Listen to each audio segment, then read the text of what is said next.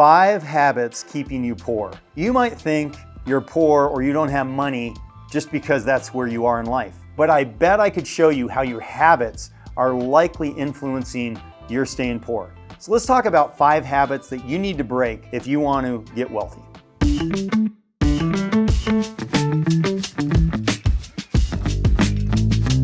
Money troubles. Money troubles create stress, and stress is not a good environment to be in when you're trying to build wealth and grow your money. In fact, it limits you when you're so stressed out that all you can think of is the problems that you're having with money. 73% of Americans reported finances as their #1 stressor. Break free from the cycle of stress by eliminating these 5 habits from how you manage your time and your money.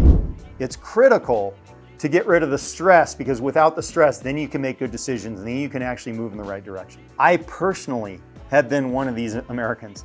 I've had times in my life when all I thought about was money and I was so stressed out about money. When I was a school teacher, I was worried about us making rent, about us being able to go out to dinner. And while I was stressed out, I didn't think about ways to get out of my problem. I just thought about my problem. And as soon as I stopped thinking about that and started thinking about what's possible and how I can start a business and how we can actually do things to get out of this financial condition, this financial situation, then all these opportunities started to open up to me. But as long as you're stressed, you're never going to see the opportunities, even if they're right in front of your face. One way you can make the shift from thinking about the problem to thinking about the solution is giving yourself a limited amount of time to think about the problem. So if you have financial problems, say, okay, I'm going to take the next 30 minutes, put it on the clock, and I'm going to think about all my financial problems. But then I'm going to give myself an hour to think about what I can do differently in the future. What are the opportunities I'm not seeing? What are things that I could do to improve my situation, to make more money, to have a better future? If you do that, you'll get out of that habit of only focusing on your problem. Let's talk about the first habit that can be crushing your ability to escape, and that's distractions. Distractions are a big problem for people. Allowing in distractions, 77% of employees use social media at work, something which has been demonstrated to kill concentration and workflow. Become a high achiever by limiting distractions like social media. And it's not just social media, it's things like email, it's things like checking your phone all the time. That's really not the best way to come up with your best future, is often we're being pulled around by whatever the next shiny object is, whatever's flashing on our phone, whatever text message we got, whatever email popped up. Remember, there's all kinds of things you can use. Like you can inbox pause your inbox. And I would recommend that you do that at work and at home, that you give yourself time in between checking your inbox so that you can actually be more productive. Because bouncing around between distractions have been proven to make you less productive. And I've met people who think they can multitask. By the way, that's a false narrative. You can't multitask because no one can multitask. I challenge you, try to read a book while you're doing a math calculation at the same time. You won't be able to do it. We can only think of and do one thing at a time. So being focused is the way you'll be productive. So it's not time management as much as it is focus management. You need to focus and manage that focus time by avoiding the distractions. Once you've eliminated that distraction, you might say, well, what do I do now with my time and my energy? I just feel like I don't know what to do. The first thing you need to do is prioritize what's the most important. What are the most important things to spend your time doing? If you have a job, that might be more obvious. If you're an entrepreneur, that might be less obvious. But you really want to craft out what are the things that are going to move the needle in my professional and my personal life. So for example, if you want to have a good relationship with your kids, you have to carve out time to focus on your kids. And if you're with your kids and you're on your phone, you're not paying attention, they're going to feel the difference. If it's create a new product or service or creating a side hustle, you need to block time for that and realize that that time is going to be focused on figuring out your side hustle. Blocking time, prioritizing what you're going to focus on, and then eliminating all the distractions so that when you're in that block time, you're focused on the thing that matters most. That way, you're going to propel yourself forward. Habit number 2, thinking liabilities are actually assets, and they're not. Assets generate financial value like a rental property or a dividend-paying stock. Prioritize buying cash flow generating assets instead of liabilities like consumer goods, cars, etc. It's easy to think that when you're buying a car or you're buying shoes or clothing or jewelry, that's really fun to buy. But those assets will not appreciate. They're going to depreciate. The most wealthy people in the world, they own appreciating assets. And how did they get there? They started from very early days not investing in liabilities, but investing in assets. So think to yourself, what are you buying? And is this an appreciating asset that's going to be worth something in the future? Because it's not just the money that you're spending instead of investing, it's the future value of that investment. So if you buy something for $5,000 today, you're not just giving up the $5,000 if it's something that's never going to be worth anything. You're giving up what that $5,000 would be worth in the future if you truly invested it. And that difference is huge. So really focus on investing on appreciating assets, things that are going to grow your wealth, not on things that are going to become worthless that just make you feel good today. Let me give you one situation from someone I knew very well. So this person sold his business for $30 million. And you would think if you have $30 million, game over, you have no worries forever in your life. But here's what a lot of people didn't know about this person. After he sold his business, he owed a lot of taxes. He had done no tax planning. So that took a big chunk out of that $30 million. And then he kept living a lifestyle like he was making the kind of income from his business from before.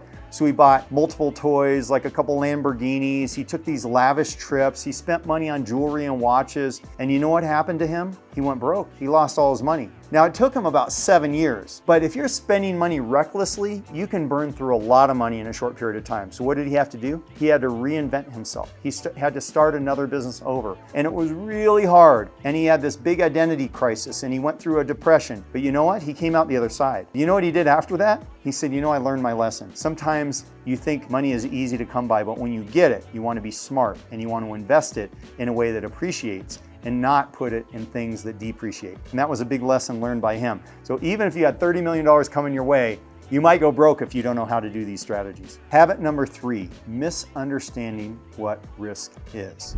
Let's talk about risk for a second. The average person often misunderstands risk in the business world. They see it only as a negative factor to be avoided rather than recognizing that calculated risks can present opportunities for growth and for innovation.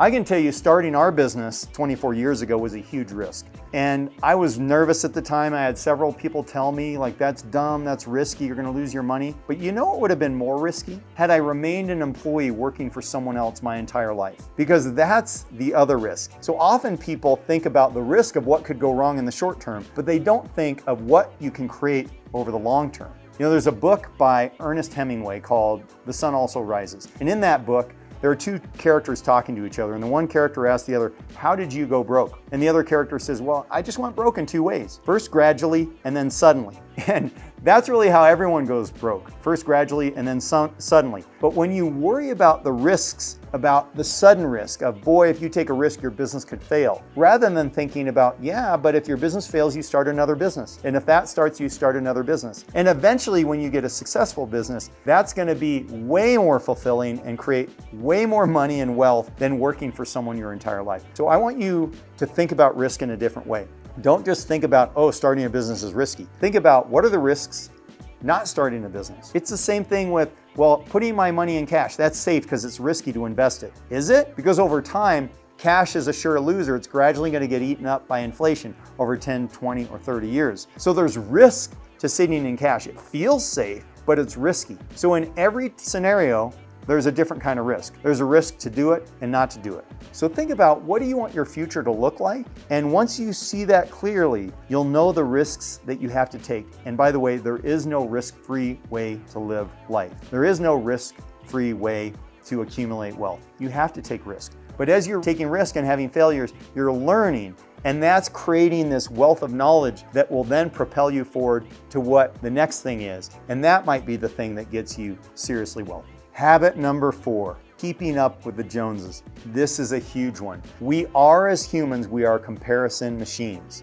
We can't help ourselves. We're constantly comparing to other people around us. In fact, there was a book, I'm trying to think of the name of the book, where they were talking to a guy who lived on Park Avenue in New York City, and he was making something like $5 million a year net income. And he felt like a loser because his neighbors were making $20, $30, $50 million a year. Can you imagine feeling like a loser because you're only making $5 million a year? But that's what happens. We compare ourselves to others. And you want to be careful about comparing yourself to the Joneses, because comparison with others can lead to some pretty poor financial decisions, whether that's buying the newest Mercedes or investing in scams like FTX. Be wise with your money.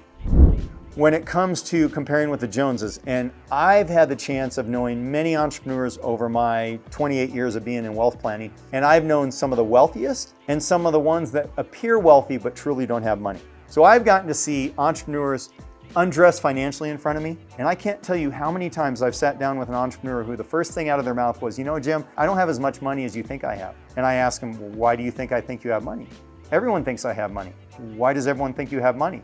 Well, because I've got the Lambo, and I've got the 2 homes, and I fly in a jet, and I do all that kind of stuff. And I said, okay, well, let's see what you've got. That contrasted with one of the entrepreneurs that I've known for many years. He runs a great business. And one day he came up to me and he said, gosh, Jim, there's all these entrepreneurs that you and I know. They're so smart, they have so much money. And I feel like when I'm in these groups, I don't have much to offer. And he came and sat down with me and I said to him, you know what? You might be the wealthiest person in that room. We're in this mastermind together. And there's probably 40 or 50 people in that mastermind, all entrepreneurs. And I know most of them, and I know most of their financial situations. And I told him, you might be the wealthiest one in the room. He couldn't believe it. Why? Because he doesn't buy the Lamborghini, because he doesn't do all those things to show off. Now, I'm not saying that if you have the money and you love to have a Lamborghini, that's fine. But don't buy the Lamborghini when you don't have any money. Wait until you have plenty of money so that you don't have to ever work again, so you can do whatever you want with your life. Then you can buy the Lamborghini, not in the reverse order. So don't worry about what your neighbors are doing or what your friends are doing, because in all likelihood, they might not have as much money as you think they have. And often the person who's showing their money the most doesn't have the most money. Often the people that seem like they're just driving regular cars and stuff like that, often they have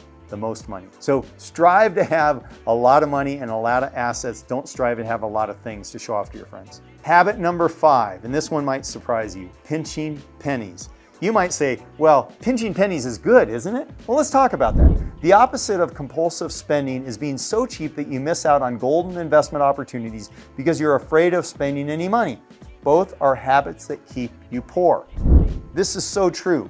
And one thing that you should always be open to spending money on is yourself. If you can improve your knowledge, if you can improve your skills, if you can learn through others, if you can learn from someone who's taken 10 years to learn something, and you can learn by paying them money, don't be so afraid of doing that you're not willing to invest in yourself. There's other ways that you can pinch pennies. So you want to make sure that when you're growing a company, you might want to hire an employee and spend extra on that employee because the position is so critical. You might want to spend extra on paid ads because you know the marketing works. Don't be afraid to spend money to make money. Everyone who makes money has to spend money. And I know personally, over the years, I've joined many masterminds. I've spent hundreds of thousands of dollars being in groups of entrepreneurs, and that's made all the difference. Now, I'm not saying you need to spend hundreds of thousands of dollars to be in certain groups, but you don't want to pinch pennies. You don't want to be so focused on every penny that you miss the dollars that are flying over your head.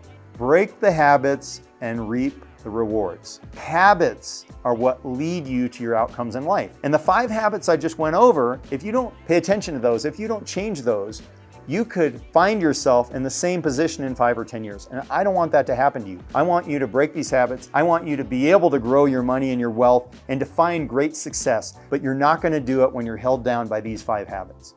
Thank you for watching. Please join me in my next video where we can learn more together.